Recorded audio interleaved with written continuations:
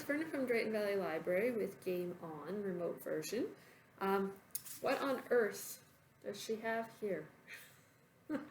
Well, this was a game that we were going to play, but we had another one we were going to play first, and we kind of got distracted with it and never made it to this. So I thought I would maybe show you, make a video about it. But anyways, the first thing that we did, we were making a flying bat. So essentially all you need for that is two straws, one straw that's a bit wider than the other, and I will deconstruct something here to show you. So I had a thicker straw and a thinner straw. They just need one to be able to go into the other. Now if you don't have that, you could roll up a piece of paper. So we kind of did that, and then with the bigger one, you're going to flip the end over and tape it down so that air is trapped in there. Then you're going to take the smaller straw, put it inside, and then you're going to blow. You could pretty much put anything onto this straw that you wanted to fly, and I thought it would be easy. And we went to attempt to put a bat onto it because it was Bat Week to make a flying bat. And we got kind of into what kind of shape does the bat need to be to fly, and where does the weight need to go. And so got a little paper clip on here, and this one isn't flying that great right now, but there you go. So you can have quite a bit of fun with that. Now this other thing that we were trying to make here, this is a game, or my version of a game, that I found in this book that we have in the library. Sound. Oh, see, there's a bat on there. So there was a particular game in here, should have had that page marked, that involved bats because of the ultrasound that they used. So that was the page about the bats, and then showing you how to build a game, and then here was the game that they had. So the interesting thing about that game was that instead of being flat, it's 3D. So I thought, well, how can I make this, because they have a constructed thing with wood and everything like that. And then I thought, well, if I just get some sort of short cardboard box, and then I got paper strips, and I can make them loop and so on, and I just stapled them. That's all I did. I've got them stapled to the side here. I had to staple some paper strips together to make them long enough, and then when I curved them down, I just, you see that? I just taped them down there to curve them. So that's kind of how you construct that little bit that I had there. Then how do you play this game? Well, I was looking on here, and what they've actually used are Velcro dots. But most of us don't have Velcro dots at home. So they have one side of the Velcro dot on the game board and the other side of the Velcro dot on your little bat playing piece. Well, something most of us have at home, though, is paper clips, right? So I thought you could just attach the paper clip as your playing piece. Now, you might want lighter paper clips or stronger paper, because you can see that's happening on mine. I haven't had the chance to fully construct this. As I said, we got a little distracted. And if you wanted to, you could take your bat shape. This is a really big bat shape, but you could attach your bat shape onto the paper clip, and then you can have it going there.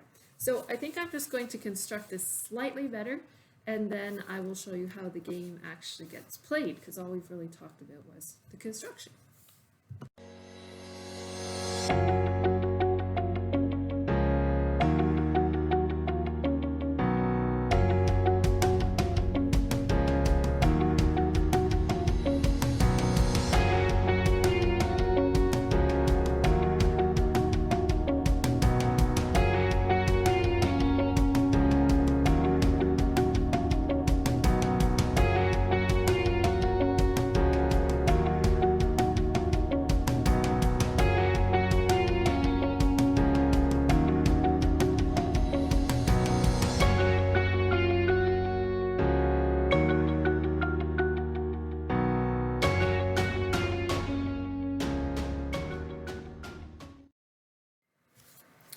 Okay, so as you can see, I've pretty much got this constructed. I added some X's on. I did about 7 or 8 per each strip.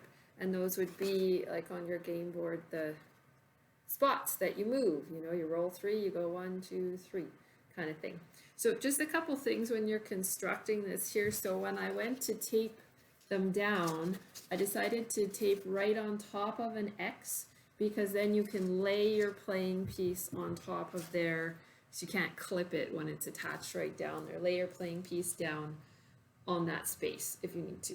Okay, the other thing was, when you play this game, actually, if the two bats run into each other, have a little collision moment, then something happens. So as you attach this, so what I've done, like right now, this is all loose, but what I'm going to do is I'm going to do it so that an X is going across this path and across this path, and I'm going to staple that together. Not sure if that was the exact one I want that I was showing you there, but I'm going to try stapling it or gluing, taping, whatever, getting it together so that there actually is that potential there for that type of collision to happen. And same thing on these guys.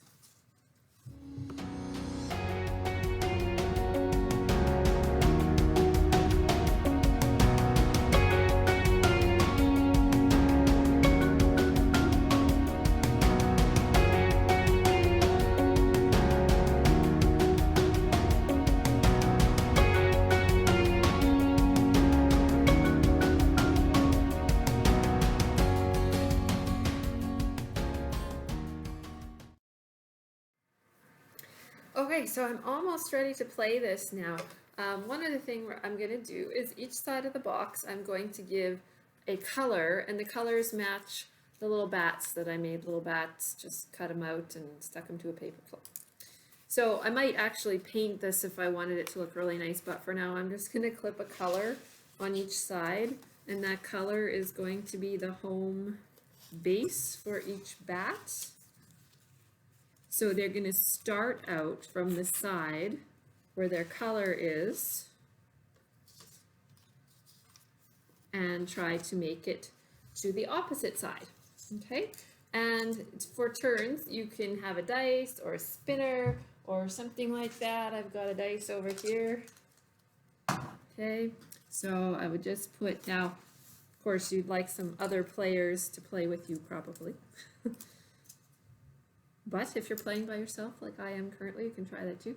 So roll the dice, see what you get. So if I'm red and I've got 6, here's my little guy. So I'm going to count 1, 2, 3, 4, 5, 6. I landed on the middle spot. So I just clip my little bat right there. Okay, so let's say blue is next. He's rolling, he's got 3. 1, 2, 3. Just going to clip himself to there. Okay, orange gets turn. 6. 1, 2, 3, 4, 5, 6. Ah, what's happened? We are on the same spot. Now that can't happen. So this is the only tricky thing that happens in the game here. So red and orange are each going to roll the dice, and whoever gets the highest gets to stay on the board, and whoever gets the lowest has to go back home. And when you start out, you can pick which path you want to take, right? Like blue could have gone here, or here, or here. Whatever you think your best bet is for getting across. Okay, so red is rolling. Red's got 5. Orange rolls. Orange has 3, so that means orange goes back. Red gets to stay. And moving on to the other side, green gets a turn. 3, so I'm going to head him on this one instead. 1, 2, 3. So he's gotten to the middle there. Okay, and that's kind of how you play. Now let's pretend that one of them gets all the way to the other side. So let's say red makes it all the way over here. Red gets a point. So you would have yourself a little score sheet, or in the book it suggested that you have little colored chips or something, and you get one each time you go across. And you set a time limit. So it's within this time limit who can get across the most time. So when red gets their point, then red just goes back to their home. If you're having little chips, they'll store their little chips over here, and then they get to try another path again and go across and see if they can make it. Okay, so there you go. The game doesn't really have a name, I don't think, so I guess I'll think of a name when I post this video. But there you go.